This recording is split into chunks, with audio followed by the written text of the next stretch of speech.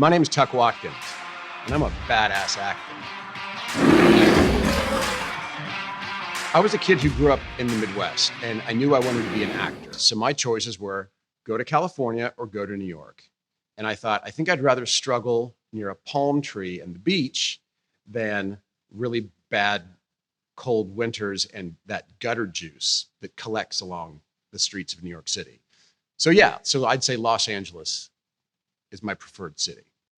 I think I got bitten by the acting bug in 5th grade when I played Rip Van Winkle. But I only played Rip Van Winkle after he went to sleep and got old. Brian Berg played him until he went to sleep. And then I came out and tapped him on the shoulder in 5th grade with the cotton ball beard and played it to the end. And I think the reason I got bitten by the bug was because I got laughs. And as a kid, I was always sort of on the outside looking in, wanting to be on the inner circle. And I was always kind of on the periphery. And so it wasn't so much that I wanted to be an actor. I just wanted to be popular. I just wanted to be liked.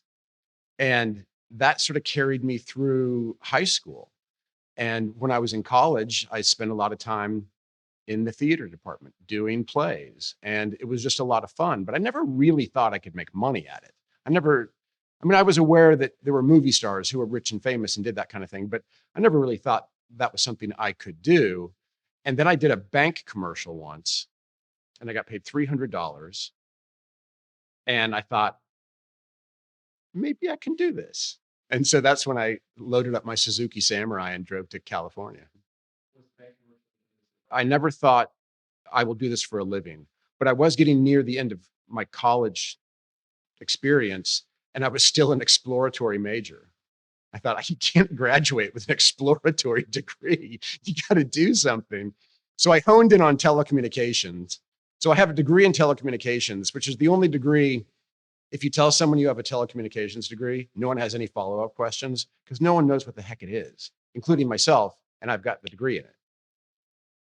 When I first moved to LA without any credits, I got really lucky. I got the first commercial I auditioned for a beer. And we shot this really cool commercial on the beach in Malibu between Bob Newhart's house and Lee Major's house. And I thought, this is so easy. Why is everyone complaining about how hard it is to be an actor? And then I didn't work for about 2 years.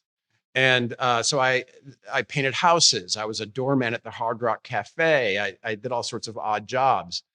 And but then I would get a little something that would get me a little bit further down the road. And then I got on a soap opera for a while. But there was always like 2-year periods in a 30-year career where you think, it's over. I'm never going to work again. What am I going to do? And there is something about tenacity. There is something about just sticking around the rodeo long enough. And make room for daddy. There's a little bit of believing in yourself in there, but there's also a lot of not believing in yourself. And it's the only thing that I think that I've gotten good at it. I didn't start out being very good at it, I don't think. I didn't believe in myself. I also don't think I was very good. I, for so many years, was of that school of acting, which was, I just want you to like me. And that doesn't make for very interesting characters, you know? And I think it wasn't until I got more comfortable with myself and I started believing that I am enough that I started working and things started to click a little bit. There's a lot of facial acting in soaps, right? Don't the close-ups? Well, yes. Yes, okay. I'm going to give you something. I'll give you some facial things. Okay, All right. and we're going to react? Is that the idea? Yeah. Okay. Your father stole all your money to pay off his bookie. It's 3 steps. See if you can pick the 3 steps. Your father... Oh,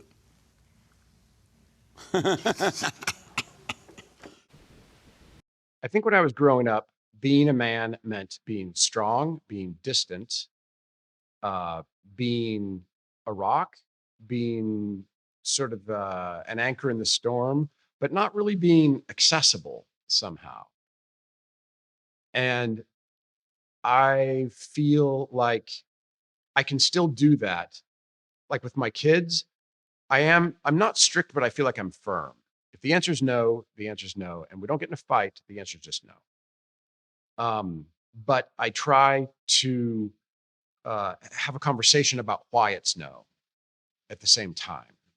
So I think my definition now is it's a little more communicative. It's a little more, we're in this together, whether it's with a boyfriend or husband or with my kids. But it's still a sense of security. I like to be a sense of security to my kids, and I like to be a sense of security to anyone that I'm in an intimate relationship with. I not only knew that I wanted to be a dad my whole life, I always knew that I was going to be a dad. But as a gay kid growing up in the Midwest, I didn't know how I was going to do that. I knew I didn't want to be in a relationship that wasn't true. And I thought, well, I'm not going to do that. And then I thought maybe adopting, maybe fostering. And then I started learning about the surrogacy process where I could have my own biological kids. And I thought, I think that might be for me. And so it wasn't until I was 46 that I had my own kids. And uh, a lot of people had to get together and help me do that. I had to find a donor. I had to find a surrogate. I had to find a fertility doctor. I had to find an agency. I had to find all these people who lovingly got together and helped me become a dad. And so it did work out. And I'll tell you, whenever I thought about having kids my whole life, I always wanted kids. I never wanted a baby. And I didn't know that until they handed me a baby. And they handed me two because I had twins. Through surrogacy, I had twins, a boy and a girl. And those first 5 years, I'll tell you, I was overwhelmed. I thought I would plug my kids into my rock star lifestyle. Well, anyone who's a parent knows that I was a little naive. In fact, when they were 3.5, I left Los Angeles and I moved back to Kansas City with them because I needed help. My family's there, and I wasn't the dad I thought I was going to be. I thought I would just overachieve it, like everything else I've tried to overachieve in my life, and I needed help. And so we were there for almost 3 years, and when they turned 5, I thought, okay, I think I can re-enter the wild now. And so that's when we packed up and we filled up a U-Haul and moved back to Southern California. But yeah, those first 5 years were a lot more difficult than I ever anticipated. I love hanging out with my kids so much. I don't care what we talk about, but I need to tee it up in a way that they'll participate. Because what do we want to do as parents? We want to make great people.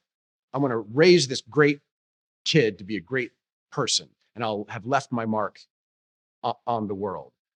My daughter wants to paint her nails now, and I don't know why, but I've got this thing about you may paint your toenails, but you may not paint your fingernails. And she says, why? And I don't really have an answer. But it feels like as her dad, and she's 6, I don't want to make her feel like she needs to work on being pretty. She's a kid. And so I don't want to reinforce that in her. Yet at the same time, she's just playing around being a kid.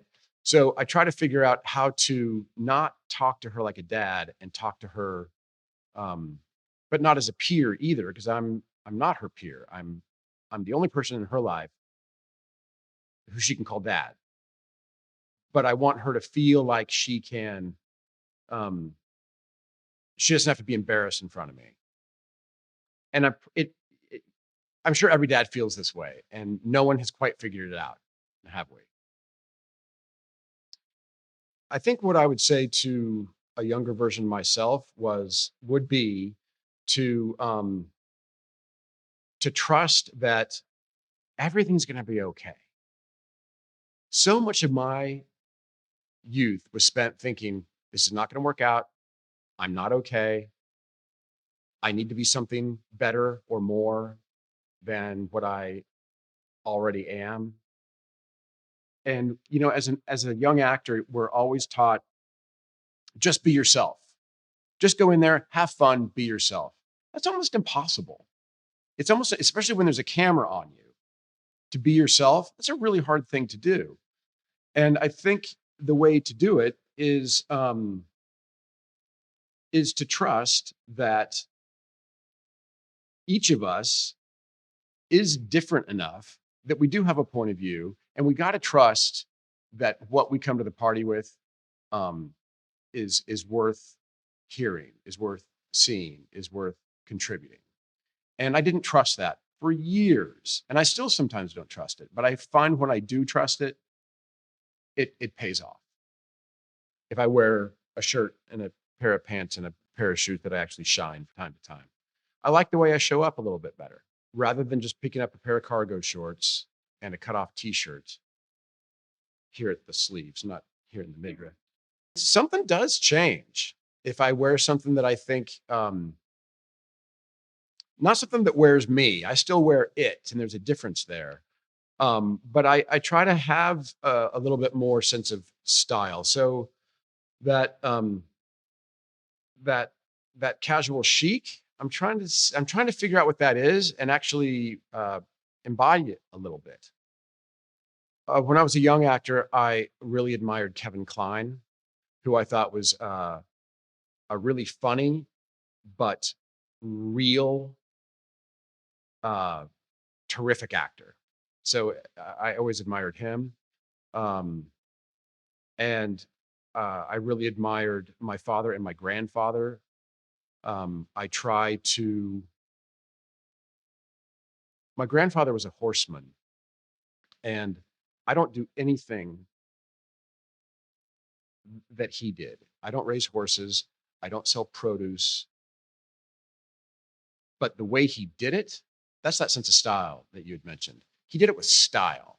So I'm trying to embody sort of a sense of style to an artistic career.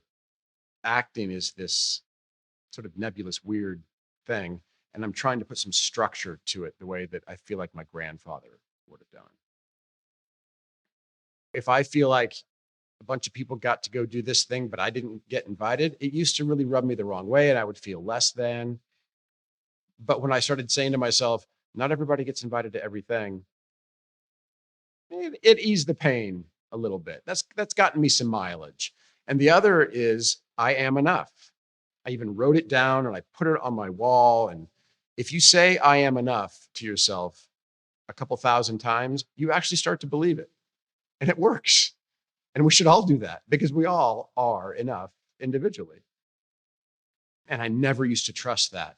And I used to think that I needed to fill the space. I needed to fill the silence, keep the ball in the air, make a mark, let them know you're interesting, juggle, Daffy Duck. Hey, do you like it? And I had an audition for a movie, and I was told that I essentially had the part. I just needed to go back and meet the director, whose name was Ridley Scott.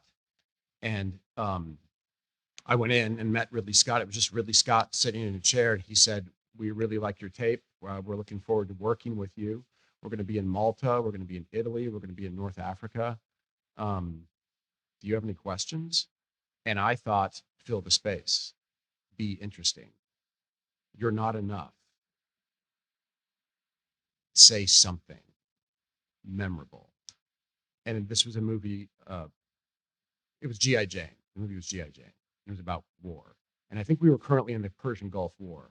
And I remember saying to him, "Have you ever fought in a war?" And he said, "No." And my follow-up was, "Oh." And I said nothing else. And he just kind of looked at me. And I didn't get the part. And they gave the part to Jim Caviezel. He's a great actor.